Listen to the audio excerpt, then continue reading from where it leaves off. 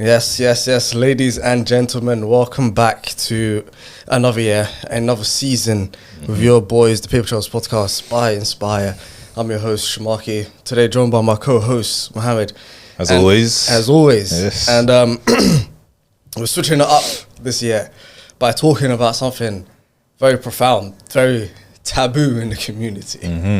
You know, that's not really spoken about a lot, that everybody seems to forget. That even parents didn't speak about children. I feel like not many podcasts has touched this topic. Yeah, I've been throwing out a few rooms for talking about this kind of stuff, you know. Absolutely. It's always uncomfortable, but Throwing you know, out you got rooms, offices, everywhere. And of course, that topic is the topic of how much should her mahar be. God damn. You know what I mean? How much should it be? What Does she even crazy topics deserve to talk one? about? Does she even deserve one? Damn. I don't think it works like that, bro. But, you know, you got to start them low. Hey, Start them low, see how it goes, you know. Start all low ball, like negotiation skills. That's the key to it, I think. You know? I think as long as you secure the player negotiations before the club, then that's when it Player gets negotiation is a lot always important. When you see that Fabrizio Romano, that's what player I'm has saying. agreed terms. Hey, that man knows before we do. Before the club? Before the club. Before the club knows? Wow, you're in for it. You're winning already, bro. That's what I'm saying. Like these days, obviously they say 50k, stuff like that. Starting a bit high there. I mean, that's how many goals will we get in the season? Yeah, I know exactly. Do you know what I mean? Exactly. You might not be getting any goals for all you know. Yeah. So 50k. I think you got to start. Let's see League Two figures. You start there. That's what I'm saying. I feel like it takes one big Neymar transfer of 100k or no, of a 250k mahar, and then suddenly everyone's the whole market changes. The whole market changes. It's a market shaker, you know. And once the Saudis get involved as well. You don't want to get the Saudis involved there. You don't want to get the Saudis now. Anyone's going for 95k. The market has to be regulated. It has to be regulated. At the end of the day, and we as FFP, we have to do that regulation ourselves. Yeah, absolutely. I mean, if we're not regulating, who is? Absolutely. Yeah, that's what I'm saying. The players at the end of the day, you know, and the agents. So yeah. In all honesty, this is absolute nonsense. Yeah, just a bit of improv, bit of play. We're not talking about that today. No, this is not what we're changing up to. Absolutely not. We've not come this far to talk about Season 5. We're switching it up. Nah. We're still doing the same old. Yeah. Back to it, but I'm flying a bit further. So we're gonna be keeping the books, keeping the storytelling, keeping everything going on, but we're focusing on one theme this season. Absolutely. And I'll let Shamaki speak about that. This theme this season is going to be the art of storytelling.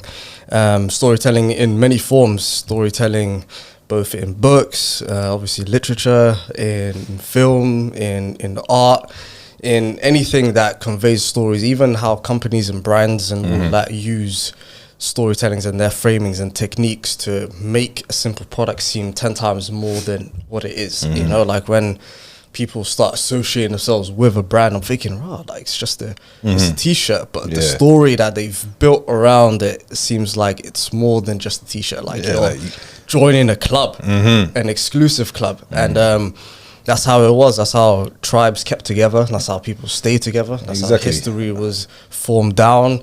That's how you knew about your grandparents, what your grandparents did, nations, countries, all of these kind of stuff. Had it not been for the storytelling and the stories that we've been told, we'll be constantly searching for the stories that we've been told. Yeah, not history. Yeah, the stories that we've been told. The stories that, like you said, companies and brands are using that storytelling in a mass-produced way now to, like you said, create that environment of membership, create that environment of exclusivity. You go to Somalia for the first time, you're seeing the Apple logo on a pair of sandals, and you're thinking, what is going on here? But you understand, you know? You understand. They want to be involved. Yeah. Everybody wants to be involved. Everybody wants to be involved. So why not? Why not? Yeah, of course. And it's kind of interesting how before, if somebody wanted to be part of a tribe, or like your tribe that you are a part of, the more profound the stories and the more things that tribe said and did and spread across the world, the more people were gravitating towards that. And now it's no different. It's even easier now with the advent of the internet and social media and all these kind of things.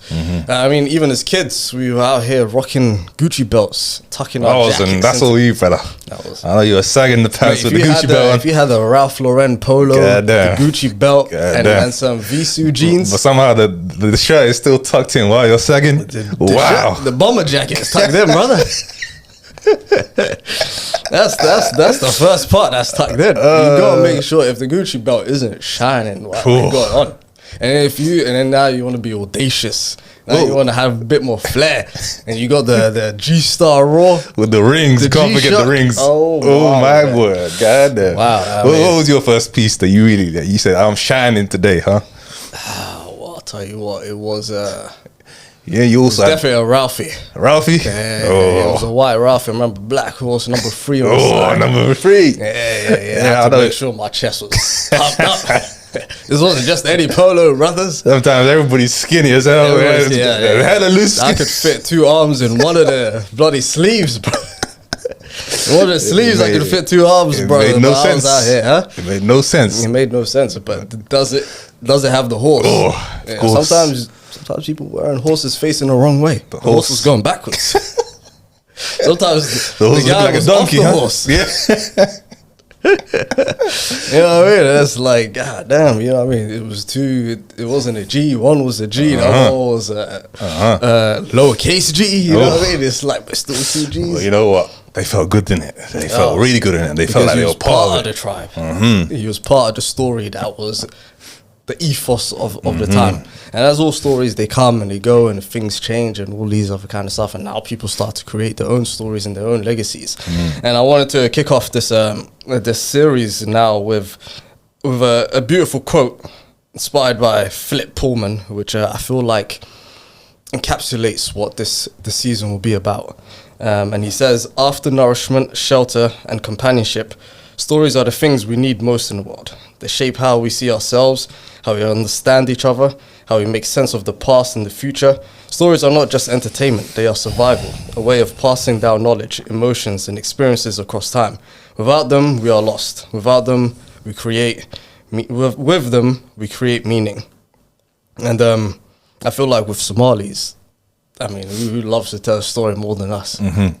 But and what's happening now that's really, really beautiful that I've been telling you about is I feel like now Somalis is where in a strange sense, in our Renaissance era. Yeah. You know, like... what do you mean by that? Now we are taking part in theatre, you know, production shows coming out. I was one of them. Yeah. You know. You made the debut. We made a debut. Obviously, our podcast and stuff has been going on. Podcasts. Novels and books and stuff coming out. Getting into even film now. Getting into these spaces that before, like, we never really felt like we had access to. Because obviously, we're the first generation here. Our parents didn't really look into that kind of stuff. It was just straight survival for them. They were on hard mode, you know. Whereas for us, we are now teetering towards choosing our own paths, choosing our own destinies, and shaping our own stories. And making it easy for the next generation to do the same. Making it easy for the next generation. Now, like, for example, like Manta Theatre, the theatre group that the play that I was in that made it, writing new plays, creating more plays, more opportunities for young kids to have a position to be in the rich mix in East London, in different other places, and all of that kind of stuff, which felt very much like you know, that red, is it a red tape or that, you know, that thing that VIP guys get, the velvet thing, red carpet, you know, the thing that bouncers pick up and move out of the way, the red rope, that thing to like only like you can get as far, but now like I feel like every other day you're seeing Somali on the shelves for writing books, Somali on big screens. The very podcast studio we're sitting in right now. Absolutely. Shout out Concrete Culture Studios. Yeah, and that's what I'm saying. So now it's like we are in our Renaissance era, and it's a beautiful time, for sure. It's a beautiful time to be about, because it's all the access and all the opportunities that we have now is obviously going to be easier for the ones that come after us. But now we get to shape the stories, you know. Before that, we were just pirates, brother. You know, we were Black Hawk Down. Bro, like one of the, you know, I refereed the football tournament yesterday. Organized referees, one of the names, Somali Pirates. Come on, brother. Hey, how many years has it been? Why do we have to do this to ourselves?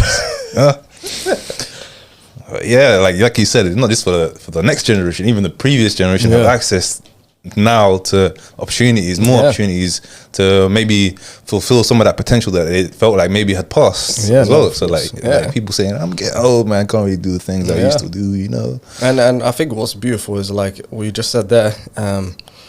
Somalis, I guess, even with whatever was being said about us, of our home country and all that kind of stuff, like we always had a sense of pride about our country. It never like backed us down. It never made us hide. You did, huh? You did, huh? I never shied away from being Somali ever. Like I remember, like sometimes in school, like people would mess around and show different Google images and of their countries and whatnot, and then I knew the Somali was coming. You know, and it wasn't great. Well, it was on Google images back then, but it never made me once be like, I'm ashamed of being Somali. You know, it'd be the first thing I would say that I am. And even the older generation now, when we was at Somali Week and we were performing, after our performances, there was like poems and all these other kind of stuff that was happening. And there was a lot of the older generation I was there, like old men, like we're talking 60, 70, 80. And they all were there and they were all taking part and sharing their poetry and their stories and all these other kind of stuff. Because I guess a lot of them have a lot of this stuff bottled in, but just didn't have the opportunity to say it, you know. And I think them seeing us do it and talk about our countries in a way that isn't just trauma dumping as well, in a way that actually is just our lived experiences without having to be the constant thing of famine or war or, you know, all that refugee, all that exactly. Tell you what, I absolutely abused that when I was at school. Like the personal statement in university, that word got used about 20 times. Calling himself a refugee. Oh mate, 50 times, brother. I had to make sure they knew, man. I was going through it. That's horrendous, man. Yeah, brother. I was pulling like every string possible. Yeah, every shameless way I could use it. As a refugee, even writing this personal statement is a dream. God damn. It was beautiful. And my teacher started saying, wow, I never knew this about you. I said, nah, you didn't, did you? Well, now you know. That's disgraceful, baby, brother. We can't condone that, baby. That's everything that set us back. Well, I guess it was in the past. It was before the Renaissance era. I was a young boy, you know, didn't know no better, man. You say it's still on your CV? Someone told me to do it. I said, why? They said it worked for me. So I'm joking. I guess it's a kind of a flex. I guess. Listen, mate, all I'm saying is like my first ever job, my cohort. I was only somebody there. Absolutely. Who knows? Maybe the others didn't use refugee in their little applications, you know. That might have got me the little sympathy vote, but in order to boost your career, brother, you gotta be shameless. Yeah, exactly. So you know what I mean? I guess you were telling your somewhat story. It ain't corny till you made it, brother. But so that's what we want to try and cover this season, the storytelling aspects, and in both senses, like our own stories that we like, stories that we enjoy, and on top of that, like different techniques of what makes a good story, techniques that are used by famous authors, writers, directors that encapsulate all of that kind of stuff. Like there's the hero's journey that we'll be talking about, like Pixar's rules and different things like writing styles that will be able to help us actually grow our own techniques and our own level of storytelling. And if you're looking to like write your book, direct something, tell a story essentially, then this would definitely be the place for you, because that's what we'll be sharing techniques and trying to convey the message. Because I guess obviously, are you trying to write something this year? Yeah. Oh, you better be, brother. Oh boy, we had a little conversation. That's why I had to ask him nicely, just in case. I was about to have my heart broken. This man's a talented writer, but he's just a lazy writer. Oh, damn. Lazy. He'll just he'll write about 3 passages, and you're like, damn, this could go. This is good. Like he's got one idea this could transform the world. Yeah. That I could see in so many different places. But this man just be like, I'm alright. I'm alright, He's man. sitting on a pot of gold right now. I'll put it in the Google Drive somewhere, man. Yeah, one that's day. what I'm saying. One day I'll show my kids. Yeah. They'll be like, man, why didn't you do it? What happened? What happened? I was like, I wanted to show you I could do it, but you know, I didn't have to. That's about it. Just to show you. Exactly. But like I said, he's also he's trying to write. I'm trying to write, and it ain't just for writers, it's for any content creators. So ultimately, true. Any storytelling can go anywhere. You want normal conversations, like the way you talk to anyone, like just establishing a story between you and the other person, and like that communication. At the end of the day, that's what it is. You're telling them, you're sending a message. Yeah. Ultimately, that's what will make it more interesting, more appealing, and make you more a memorable person. Yeah, so, exactly, absolutely. I guess because even if you're starting a brand. The main thing nowadays is storytelling, is the story behind the brand that actually gets people excited, you know? So it's all of that. It's about trying to, because it'll be, in a way, us also documenting our journey across what we've learned, stuff we've been learning or going through the week. We'll come in and talk about it. If we've discovered different techniques, different things, sharing it with you guys, you know, and hopefully you guys take that on board as well and tell your stories in a way that you can and know that it's backed in something, you know, like the information that we share and the resources that we get from people we look up to.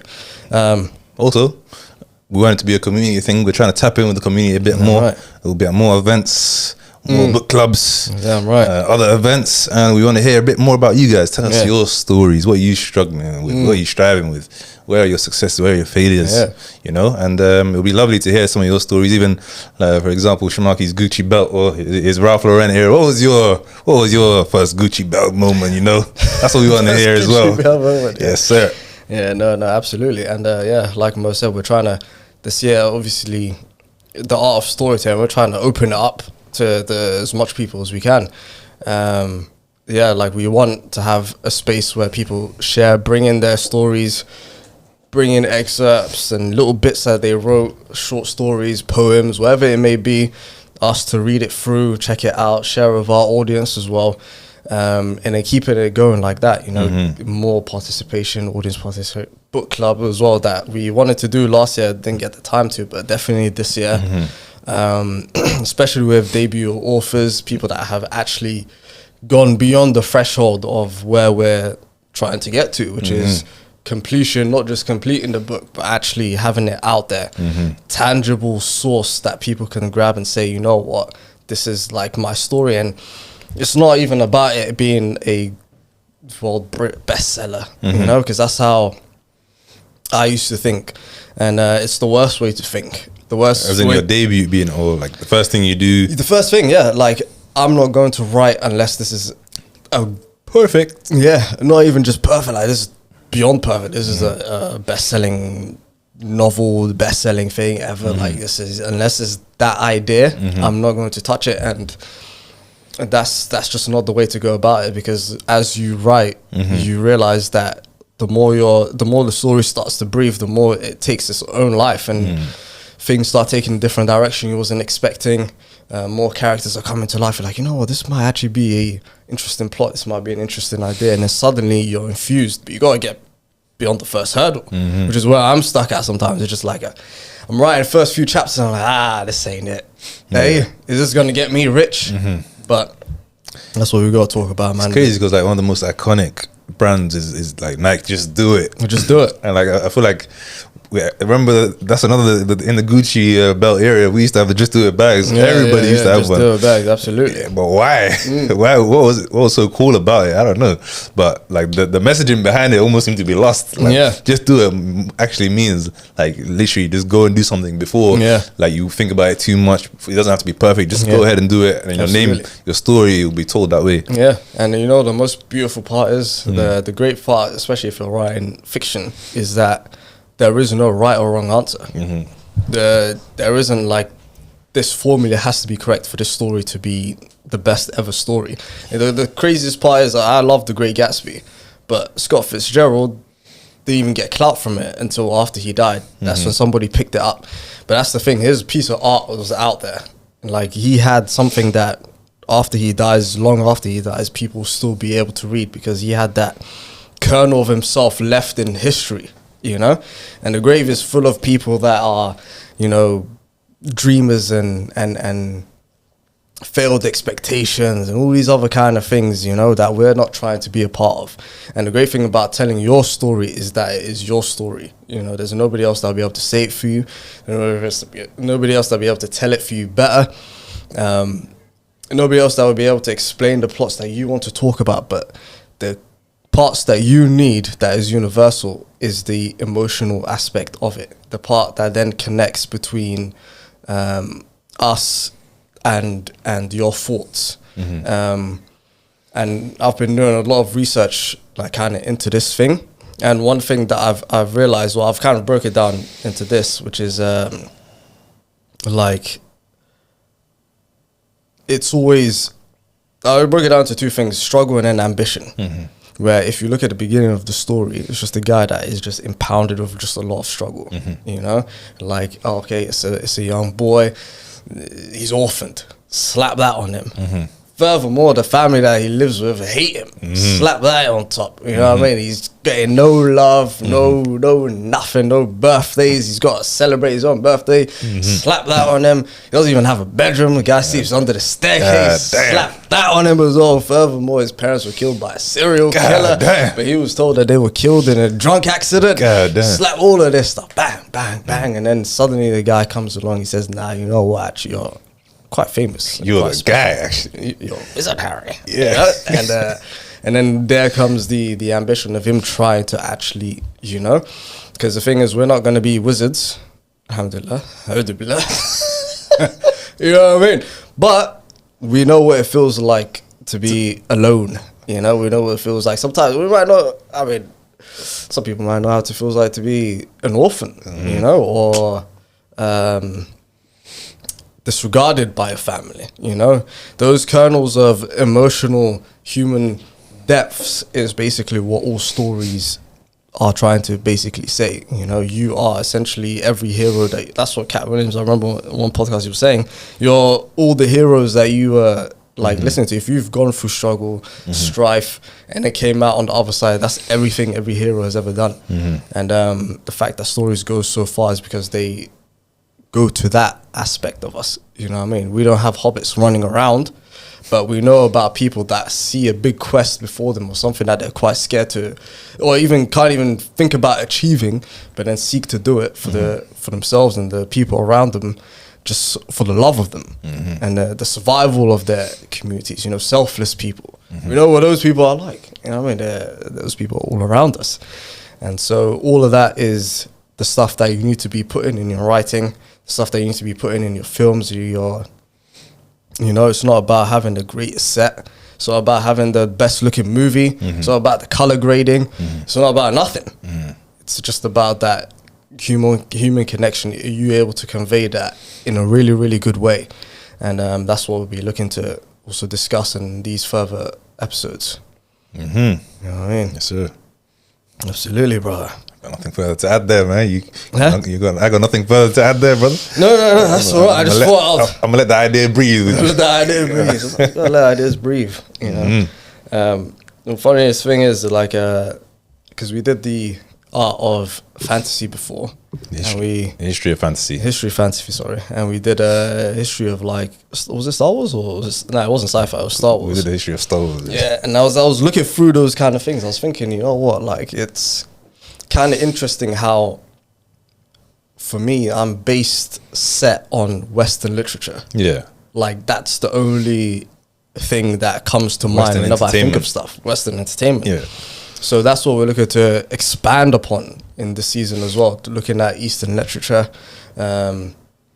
African literature, different places around the world and how they tell stories, how they formulate stories. Because as I was looking deeper into it, I was like, here we've got like Sherlock Holmes, you know, we've got like Hercule Poirot, you know, we've got all these guys in like mystery novels. But then there aren't really mystery novels like that in Somalia or like across a lot of the African continent. And then I was looking more into that.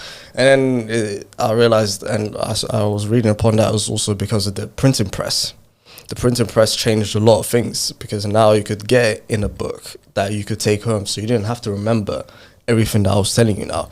Whereas like in Africa, a lot of, like even in Somalia, a lot of people had to remember the stories. And you can't tell the story that's full of, you know, plot changes and mysteries and keeping up with who's who, because you can't flick back a page to see where you saw this name beforehand. It's right here and now. It's already passed to you. So what you're saying is the reason we haven't heard of, especially in popular storytelling from the East, like or like Africa, the reason that we don't have like mystery stories is purely because of an invention, a physical invention that was made to help print books, basically. Absolutely. Yeah, that's crazy. Which is wild. Yeah. And it's crazy how like one advancement of technology on one side, or not even necessarily, sometimes it has to be even technology, like the surrounding or the area, that the place that a place is in, culturally go into another direction. For example, like a lot of, I remember I was listening to this on The Rest is History, where they were talking about the first like actual in like city, not like a little village, like an actual proper big city. Yeah. And it became like that because of they were able to cultivate, and they were able to have good agriculture, and they were able to graze crops and stuff like that. And the way that theirs looked was completely different to like how the Southern Americans, like the what are they called, the Mayans, those lot, how that area were able to cultivate because of the lack of oxen. Like they had oxes that were able to plow the lands better, and had longer flatlands instead of hilly forests with little oxen or like little animals that can actually make that. So therefore their whole crop industry was completely different, and they had to take a whole different route compared to like how they did, just because of like the accessibility to one animal. And I was like, damn, like it's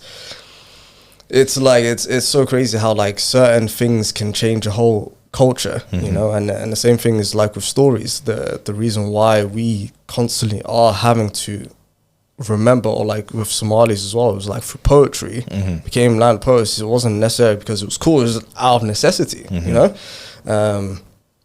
Like I think with Somalia, like there wasn't even a written language until like the 1960s or something. Like there wasn't an alphabet. It was just us speaking. Well, that doesn't make sense. I can't be right. No, legit. There wasn't. They were choosing which would be the alphabet. Then they use alphabets from other languages, basically. Yeah, but I'm saying the Somali one. Yeah. That's why it was between, I think there was the Osmania one, there was a, I might be butchering all of the history here, but there was Osmania one, there was obviously Arabic was up for contention, and then there was the Latin one, and then they decided to go for the Latin one. It was a curveball there. It makes life easier for us Westerners. I guess it makes it easier until you start putting the X as a hat, and you're like, that's absolutely fine. You know what I mean? But I guess it makes it easier to. You know what's crazy is like translate. You know what's crazy is like when the diaspora use like the way we speak, like when we text in that way, and then the way like the people that have never listened to text in that, like it's just completely different. Like the way they use the slang, or the way they shorten certain words. You're thinking, why on earth did you shorten that? But, it's crazy. Yeah, that's what you're saying. Like different place, different time.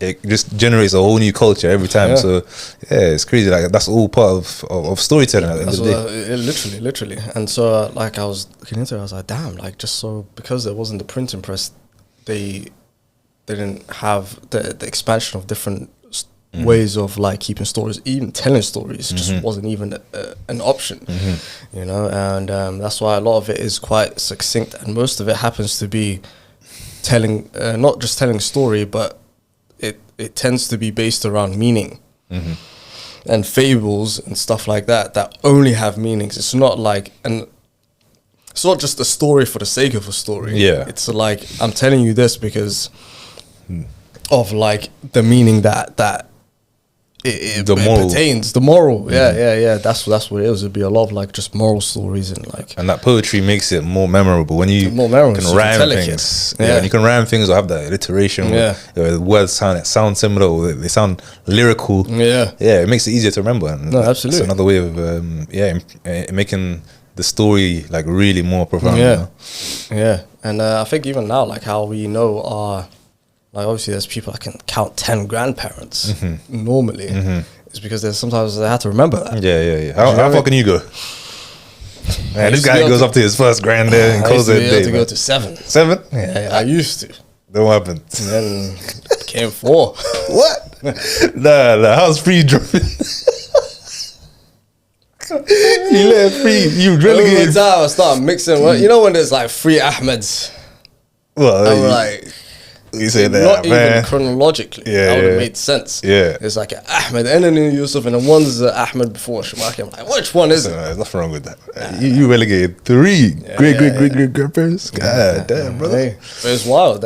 How many grandparents had to come before we came? Yeah. Nah, that's the funny thing about like you said, like you made that point, and I just started thinking about like how I remember my ancestry, right?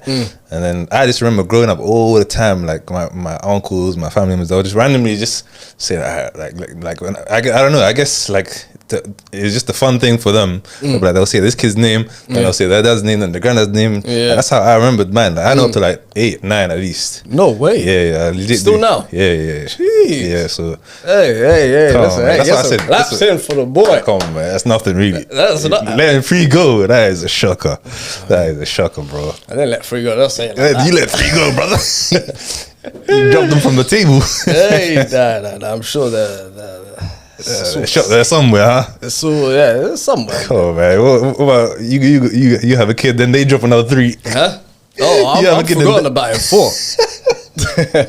Hey, that's the craziest part. I've been forgotten about it 4 generations. Oh yeah. Unless I've got a piece of art or something for them to see that Shamaki was once here. Other than that, it'll just be a story. And this is the importance of family trees, people. Yeah, absolutely. Yeah, but still, I mean, come on. Okay, you know up to how many 8 did you say? Yeah. You know anything about the 8th? I've heard a few the things ones that fall in between the 5th one. Yeah. I mean, that's the crazy thing, man. Like you can still talk to your grandparents, or if you have grandparents or your parents, and you start hearing, you start hearing their stories. Yeah, in your chest. Every day I start learning more. What's in your chest? You got stories about him? You ain't even let me defend myself. Nah, brother, I know some stories. Don't worry about that, brother. I know some stories. What about I know stories at least at the 5th guy. Yeah, but I mean the 8th guy. I mean just some guy. Saying, do you know your grandparents both sides? Yeah. You're saying grandma tree as well? I mean, not up to 8. I got up to 4. You know what? I respect that. Hey, you know what? This is another mystery of families. You know, like I spent a lot of time with my grandma recently, and I found out she got a half sister who's 100 years old, who's older than her, and I said, "What the hell?" I had no idea. Yeah. But that's the fun thing about storytelling, like you said. And she's probably got a story and a half to tell, huh? Yeah, and that's what it is. I think ever since I was young as well, I'll just be sitting down telling my siblings stories all the time, just like different random stuff and adding their favorite characters into the mix and all these kind of stuff. I think there's something about it that's when I guess you've got somebody captivated and they're having their emotions captivated, i.e. you could say their favorite character now is going to die, and then you add on more lovable traits to that character, good things, the funniness, and they're like, and then you're like, wait till I kill this guy. Let me tell you something, guys. He's gonna die. And then you just see the eyes go down and the head bows a little bit. They can't believe it. They're like, what do you mean he's dead? It's like an actual person that they know that has just gone on. I got a question for you. Yeah. So let me give you guys a bit of context. So like Shamaki's household, what he just described there was perfectly what I see when I visit, right? His siblings, it's like when he's telling a normal story about his day, they're hanging on every word. Absolutely. The laughter I hear. When you're not in that room, you feel like you're out of the club.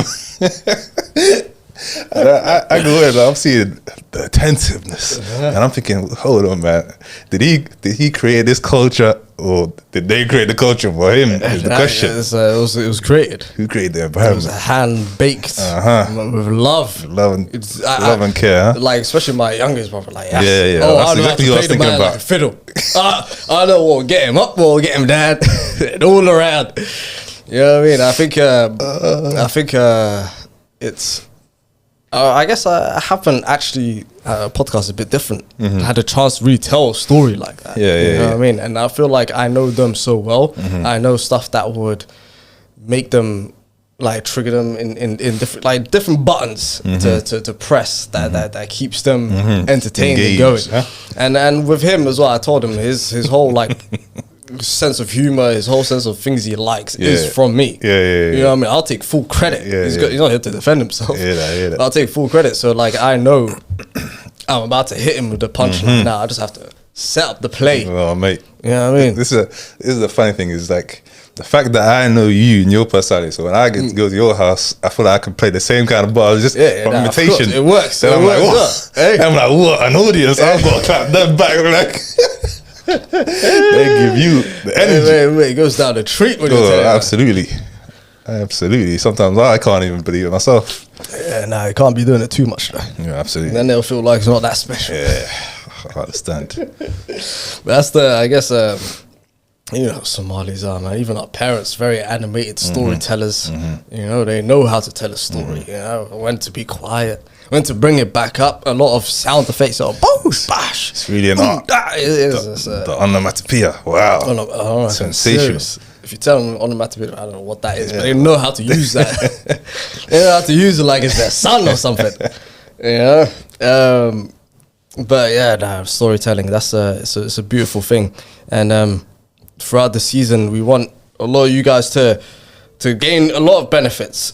And some of the benefits that I listed down for this, hopefully that will be gained by us and in turn our lovely audience, is that storytelling obviously improves human connection between people. You know what I mean? The first thing, every day people are telling each other stories.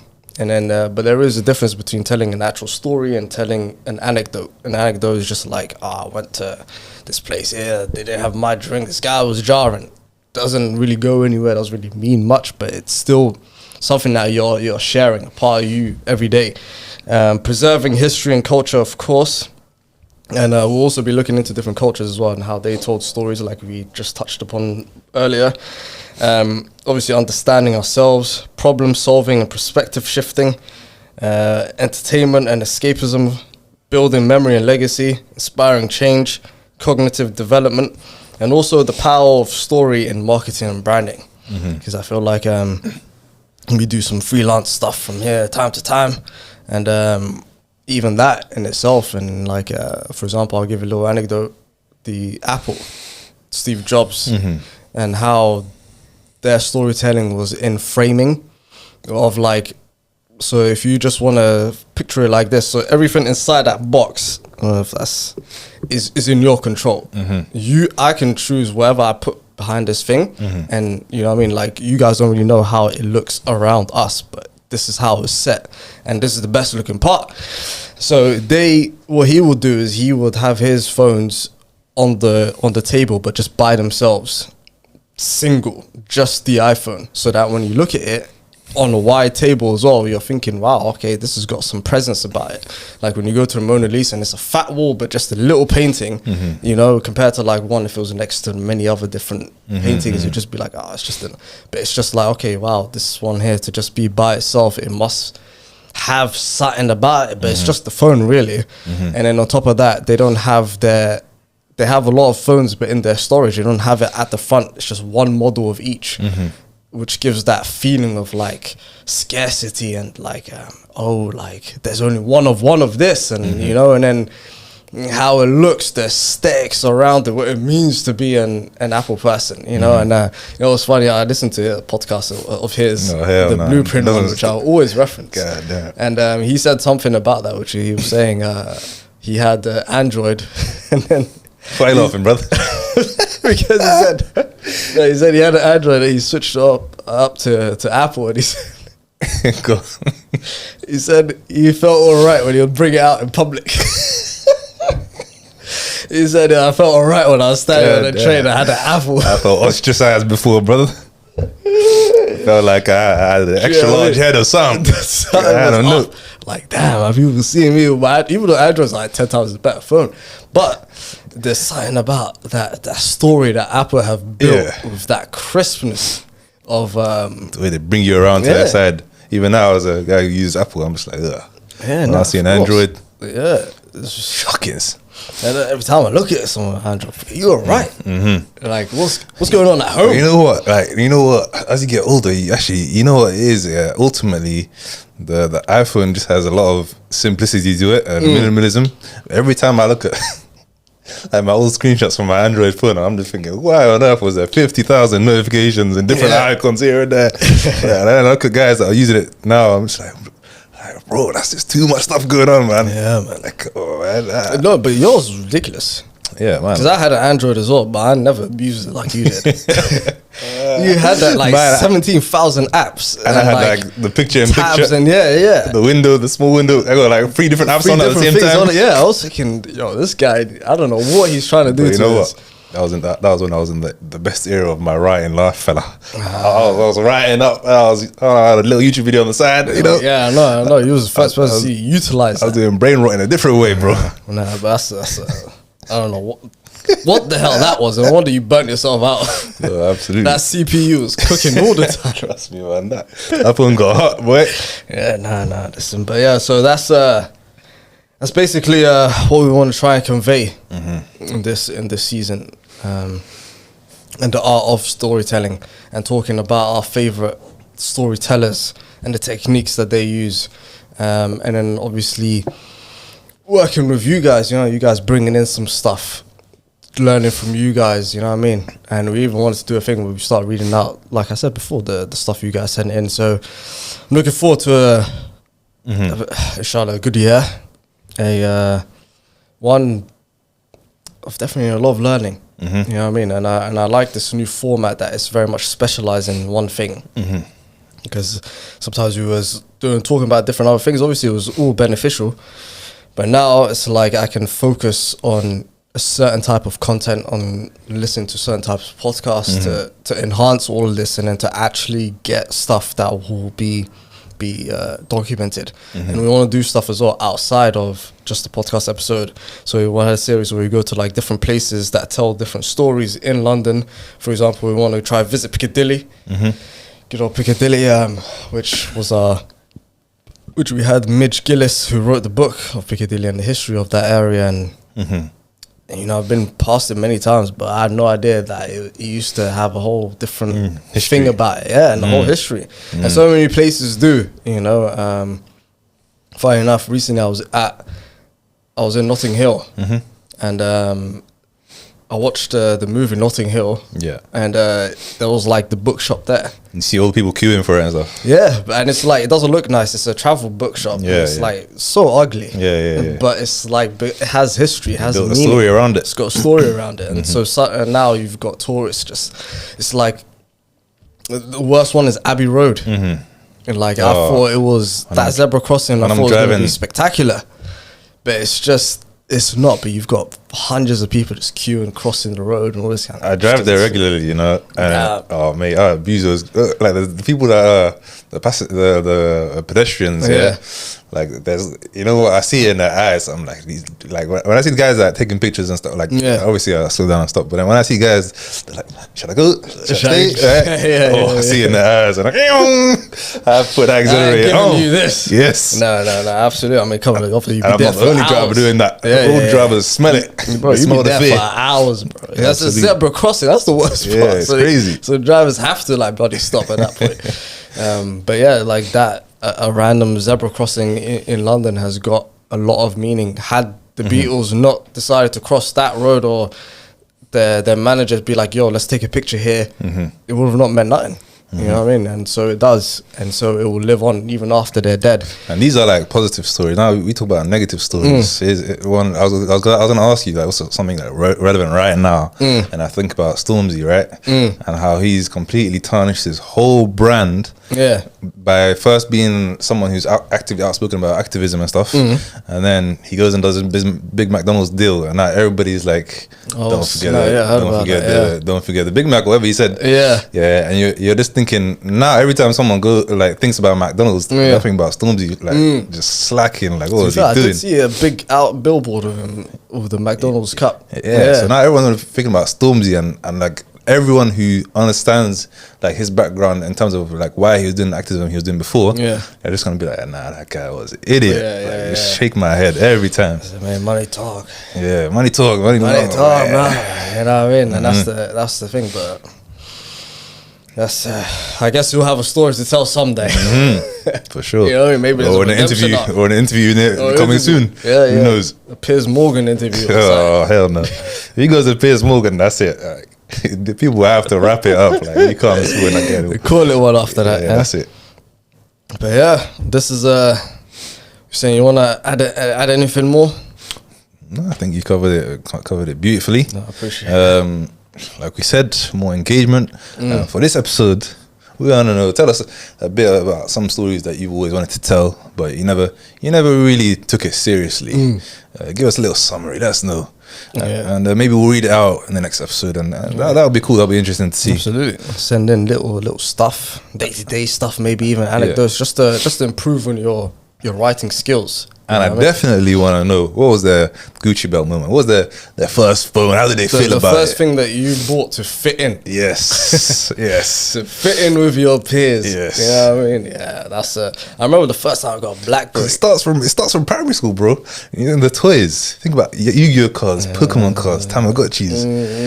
If you don't have that and you're a kid, you feel like bones. Crazy, but you feel like what? You feel like the bottom of the barrel. Yeah, that's what I'm saying. You don't want to go back to school. Exactly. Everyone's out here flicking the crazy bones. You're gonna be just watching. Exactly.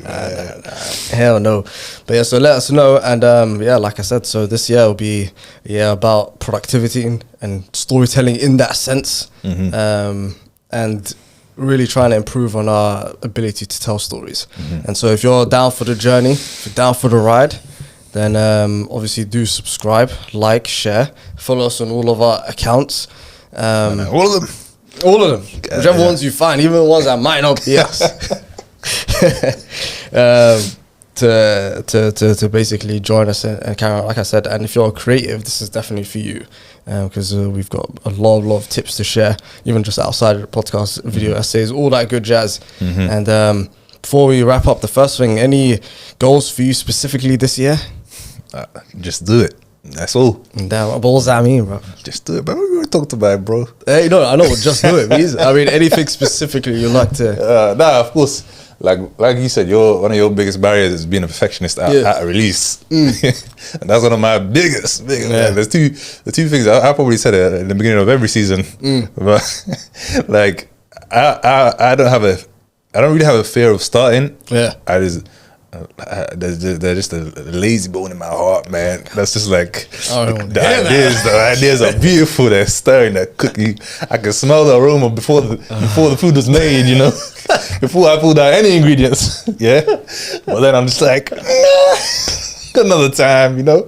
And I always think about, honestly, what if the kitchen was clean first? What if the dishes were spotless first? Then maybe, then I'll do some cooking. I want to get out of that. I've been trying. I think I've been doing it slowly. The thing is, if your ideas were bad, you think I'll be telling you? You think I'd care? You think I'd be so invested? Of course. Even myself, I know I have good ideas, right? I even had an idea once where I'll throw this one out. Anyone can have it. I don't think it's a good one though. I had an idea to write a film about a guy who's an ideas guy. And it's following his story. He creates a whole agency just about selling ideas to companies. And I got this idea, man. He copyrights it, he sells it off, but he ultimately never gains any satisfaction from it. It's ultimately a story about me, right? Absolutely. But I thought about doing that, and I don't want to be that guy. I don't want to be the ideas guy. Maybe I'll do it one day. To be fair, that's not bad. That's a little short story. Like a little Jimmy Carrey kind of vibe, you know. Jimmy Carrey, absolutely. So like, I just want to get to I want to start, not get to. I want to start being someone who just need to do something. Like, if I want to do something, I'll do it right now, right here. And this is why I took the drastic step of leaving my career behind. And like, the only way I can move forward now, the only way I can move forward now is to do. Rather than think. So absolutely. If I don't do right now, I'm be right on the streets. No, for sure. So that's my aims and ambition, inshallah. Inshallah, that's a beautiful one. I guess for me, it would just be to get a short story out one way or another. It's getting out there. Because sometimes it's actually interesting. I listen back to the first episodes we do just to hear myself yap about things I'll never do. Do you? But just to be like, look at this guy. He thought he was going to do that. Look at this. But this time, inshallah, I must have been watch us because you didn't even really talk about your hooks. Oh no, it was hilarious. I was. You and mate, like I said, that other podcast as well. When we come back next season, it's gonna be. I was just rolling my eyes at this guy never come back. It's been 4 years. He just hasn't come back. There's even one even on that channel. I was like, yo, the next video I'm gonna start doing a free Photoshop course. That's what I'm saying. It's ridiculous. Free Photoshop course. You know, I started recording it, but I just never got to it. No, but you know what that is? That is you, especially what you were saying about you quitting your job to try and pursue your goals. That is pursuing the hero's journey, which is what we'll be talking about in this next episode. So on that bombshell, we will see you guys there. Thanks for listening to the PaperTrails podcast. If you like this episode, please leave a review, comment, like, and subscribe. And be sure to follow us on all our socials. Keep moving, keep growing, keep learning. See you at work.